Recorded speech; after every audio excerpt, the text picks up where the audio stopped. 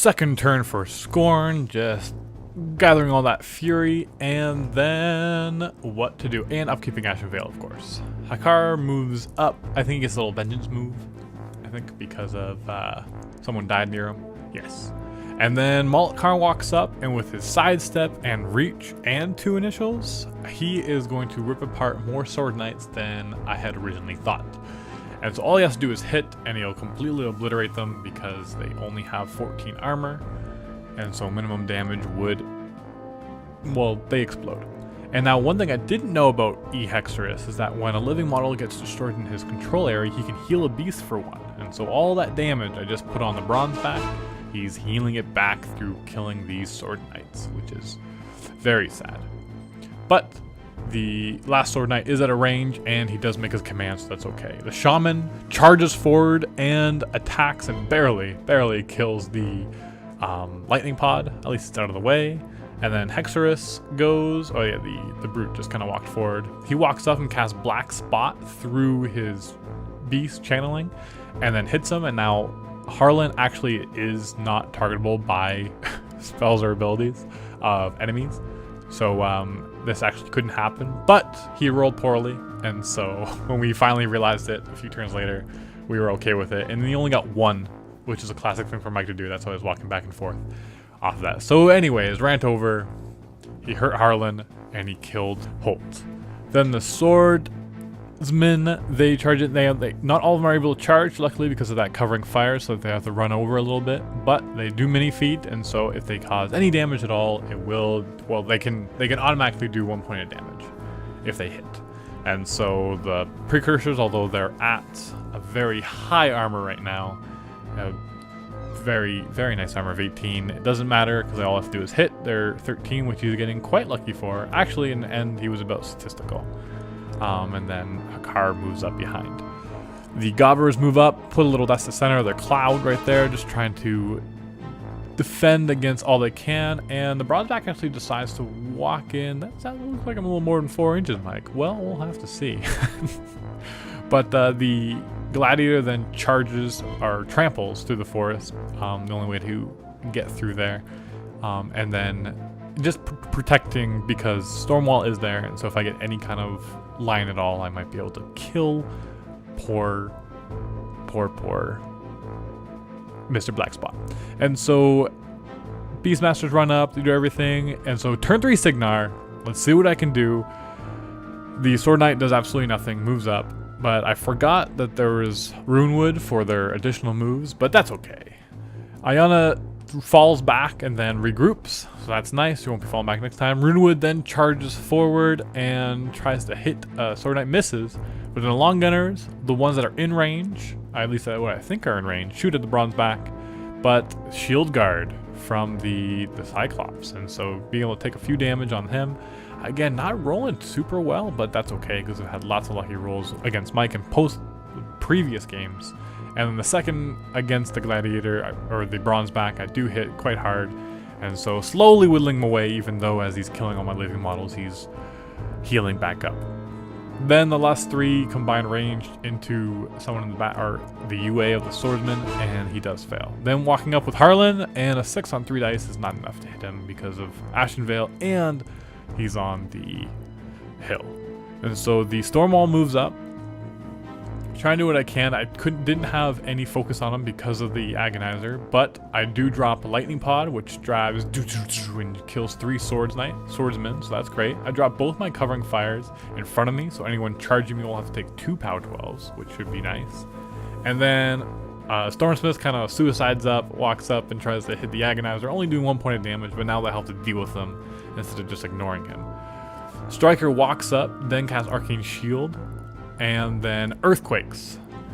And so it does miss and deviates a bit, but it does manage to knock down the 3 guys there. And so and then a feat, of course, because then I have lots and lots and lots of armor, and I'm right in the middle of everything. And so I have to get in the way. And then the Precursors shield wall and just advance forward and start attacking. Aren't able to do too much because Ashen Veil is really good. But at least they're armored 23. And so turn 3 Scorn, The Hakar Destroyer walks up with his Vengeance attack and misses, doesn't do anything, and then all his beasts forced to stand up. The Shaman charges forward at Harlan, does manage to hit him. Oh no, he missed, and so he had to buy another attack and took a few damage from the covering fire. But then, yes, spent all the fury he needed, a little more, but then that's okay because Hexer's feet can deal with lots of fury, so lots of fury is probably good. He's probably going to feed this turn. And the Gladiator rushes the Bronzeback, and then power attack pushes him. And so he does hit, but then you have to roll against strength. And so the Bronzeback is actually 1 higher. You have to equal or more. So the Gladiator rolls 6, and the Bronzeback only rolls 2, and so he is able to push him 1 inch forward. So he can get a little extra movement here. A little risky, that's okay, I like it, I like it. The Beast Handlers walk up and enrage all around, doing lots of fun things. And then, oh, and the one attacks the Sword Knight to try to kill him. And so he does fail to hit. Then the Bronzeback charges, and he does now have just enough to get into range of Runewood. Does cast Trainwreck on himself, and then easily hits and massacres Runewood. But then he can only move 1 inch, and he realized he wasn't being able to beat his way into Striker. I was a little too spread out. He used a Malakkarn's 2-inch move instead of just a 1-inch move of beat back. But then the other Cyclops walks up and hits my Sword Knight and kills him, and then with his shield also manages to whack away at my Stormsmith. Should be able to kill him. He does have to boost though, and so that is at least a little bit. But oh, powerful strength 9, he may not. So he boosts damage as well to make sure, absolute certain, Swordsmith or Stormsmith does go down. Cygnar has a lot of things that sound very, very much alike. And Hexer moves up. He's barely able to not touch that POW 12 covering fire. And then he casts Rush on Malakkarn.